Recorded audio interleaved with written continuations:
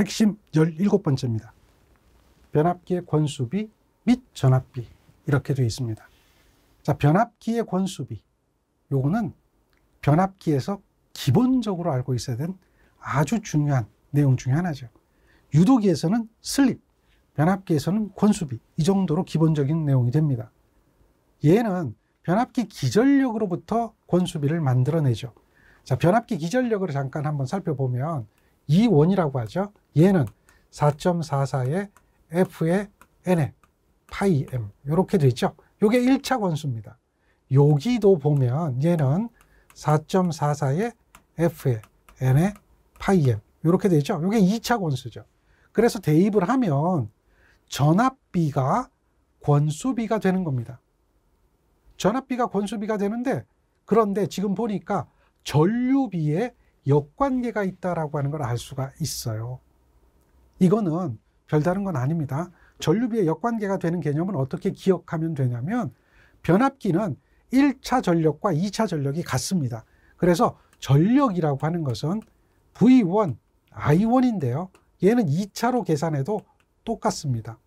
그러니까 여기에서 보면 V1, V2는 당연히 I1, I2의 관계가 있는 겁니다. 그러니까 여기에서 N2분의 N1은 E2분의 E1이고 요거는 I1분의 I2가 되는 거예요. 이렇게 곱한 거와 이렇게 곱한 게 같을 수밖에 없다는 걸 말하는 겁니다. 요게 기본이죠. 그리고 임피던스를 나타내면 루트 배가 되는데요. 이것도 어렵지 않습니다. 먼저 전압비를 한번 보면요. V1, V2가 되거든요. 이거를 이렇게 표현 한번 해보세요. I2, Z2. 여기는요. I1, Z1. 이렇게 한번 표현해 보세요. 그러면 얘는 뭐가 될까요? 얘는 이렇게 되고 이렇게 된 거에 권수비의 역수가 되죠. 그리고 요것이 뭐가 돼요? 권수비잖아요. 그러니까 얘가 이항하게 되면 A의 제곱이라는 것이 있는데 이 A제곱이 Z2분의 Z1이 되는 겁니다. 그래서 루트 씌워주면 이런 형태가 되겠죠. 임피던스는 저항으로 표현할 수도 있고 리액턴스로 표현할 수도 있고 인덕턴스로 표현할 수도 있다라고 하는 것을 보여주는 겁니다. 그래서 변압기의 권수비는 요것이 되고요. 얘를 1차를 환산하든지 2차로 환산하든지 할 때 권수비가 쓰인다라고 하는 것을 기억을 해 주셔야 됩니다. 그래서 지금처럼 1차로 환산할 때는 제곱이 되는 겁니다. 이항해 보세요. Z2분의 Z1이 되겠죠. 권수비의 제곱이 되는 거죠. 그런 관계가 성립한다. 그랬을 때 얘는 1차로 환산하는 거예요. 1차로 환산할 수도 있고 여기는 어떻게 돼요? 2차로 환산할 수도 있죠. 그랬을 때 권수비의 제곱을 곱해주거나 권수비의 제곱으로 나눠준다라고 하는 것을 보여주는 겁니다. 자, 그 개념들 정리하면서 1차 전압을 구하라. 그러면 어떻게 됩니까? 권수비 A는 2차 전압분의 1차 전압이기 때문에 1차 전압을 구하라 그러면 A의 V2가 된다라고 하는 여기까지를 기억해야 되겠죠. 뭐 이런 거나 똑같은 겁니다. 같은 개념으로서 정리하고 기억하고 있어야 돼요. 변압기의 권수비는 변압기의 기본이 되는 내용 중에 하나가 됩니다. 잘 보세요.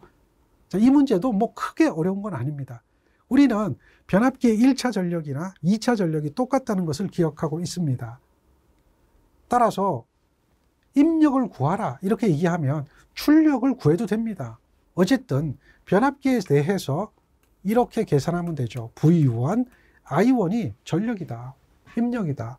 대신에 V2, I2 해도 됩니다. 권수비가 30인데요.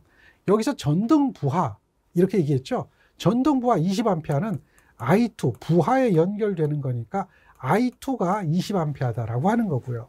여기에 1차 전압 V1, 얘가 3300이다라고 얘기하는 겁니다. 권수비가 A가 30이죠. 2차로 구해도 좋고 1차로 구해도 좋아요. 한번 보세요. 1차 전압이 3300입니다. 그러면 1차 전류는 어떻게 될까요? 권수비 A로 보면 A는 I1분의 I2니까 2차 전류를 권수비로 나눠줘야 되거든요. 20A를 30으로 나눠주면 됩니다. 그러면 얘가 우리가 말하는 전력이 되는 거죠. 입력이 되는 겁니다. 자, 이 입력을 계산해 보니까 얼마 나옵니까? 이렇게 하면 1.1이 되니까 2200 나오나요? 2200 볼트 암페어죠. 그렇게 나옵니다. 자, 전등부하니까 역률이 1이어서 킬로와트로 나타내는 것 뿐이고요. 역률 곱해주면 킬로와트 됩니다. 전등부하는 코사인 세타가 1입니다. 그래서 2.2가 답이 되는데요. 그런데 이걸 2차로 계산해도 됩니다. 2차로 계산하면 똑같아요. 자, P는 V2, I2 해도 된다는 걸 보여드립니다. 2차 전류는 얼마죠? 20A죠. 2차 전류는 20A가 있습니다. 거기에 자, 2차 전압을 구해야 돼요. 권수비 A는 V2분의 V1이잖아요. 1차 전압을 권수비로 나눠주면 되죠. 1차 전압이 3300입니다. 권수비로 나눠주는 거죠. 계산해보면 2200 나옵니다. 볼트 암페어죠.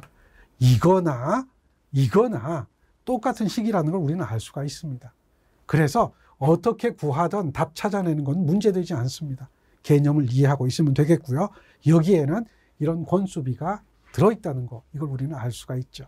권수비에 대한 적용, 이런 것들을 잘 생각하세요. 자, 그 다음 문제 한번 보겠습니다. 여기 보면 단상 변압기가 있네요. 2차 측이 105V래요. 그런데 거기에 1ohm의 저항을 접속하고 1차 측에 1A 전류를 흘렸을 때 1차 측 단자 전압이 900이라면 1차 측 전압과 2차 측 전류가 얼마인가 구하래요. 이 문제는요, 어렵습니다.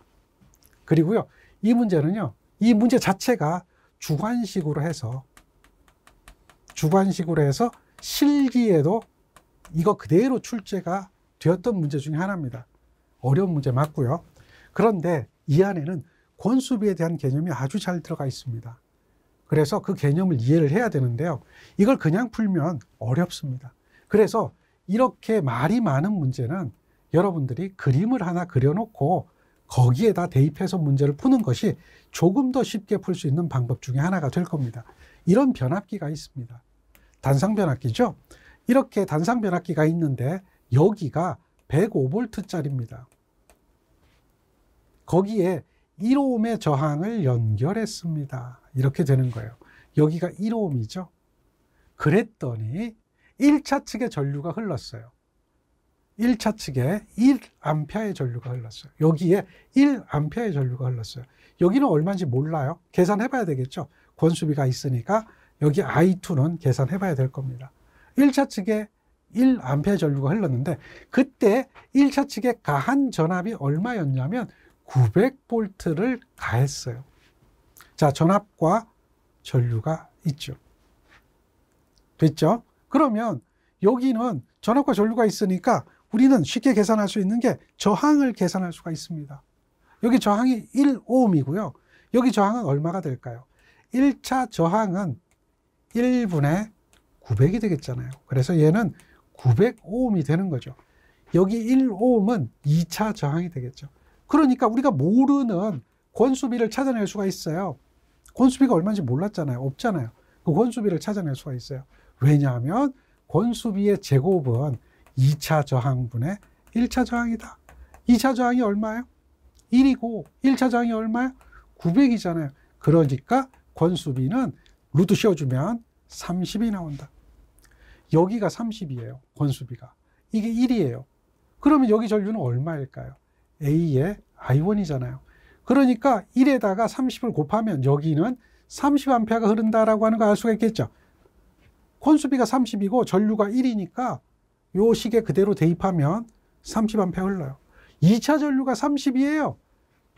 요거는 답이 아닌 거죠.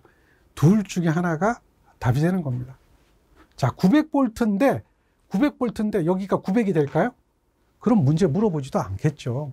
이게 900이 아니잖아요. 그러니까 얘는 요것만 구하면 1번이 답이 돼요. 그런데 3150 어떻게 나왔느냐라고 하면 2차 측이 105V 단자니까 1차 측 단자는 A의 2차 측 단자예요. 30이고 2차 측 단자가 105거든요. 그러니까 얘가 얼마예요? 3150이 나오는 거죠. 이렇게 해서 구해진 건데 900이라서 900이 나올 리는 없다는 겁니다. 그러니까 30만 구해도 1번이 답이 되는 걸 알 수가 있죠. 이렇게 변압기에 대한 권수비에 대해서 적용할 수가 있어야 합니다.